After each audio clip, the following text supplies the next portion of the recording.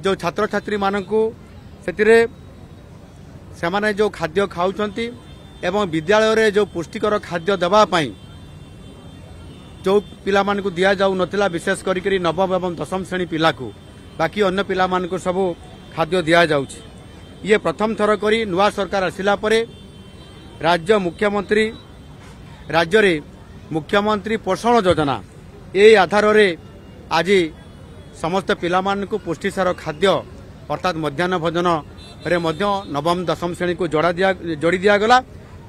2025-26 आर्थिक वर्ष रे सेथिबाई 570 कोटी 71 लाख टंकार आर्थिक व्यवस्था मध्य करा जायछि। एहा द्वारा निश्चित भाव रे आमर पिला माने उपकृत हेबे एवं समानकु सेथिरे शिशु बाटिकारु दशम श्रेणी पर्यंत प्रत्येक पिला को पुष्टिकर खाद्य देवा सहित सेमानकु अतिरिक्त मध्य आउ गोटे अंडा मध्य प्रदान करा जिवो एवं ता सहित मध्य पिला मानकु चीना बादाम युक्त लडू गुड़ राशि एवं मिलेट रु तैयारी हेइथिबा आमर लडू दिया जिवो जहा द्वारा कि पिला माने पुष्टिकर खाद्य पाइबे एवं समाने सुस्थ हेई समाने पाठ पढ़िबा पय निश्चित भाव मनोनिवेश करिवे।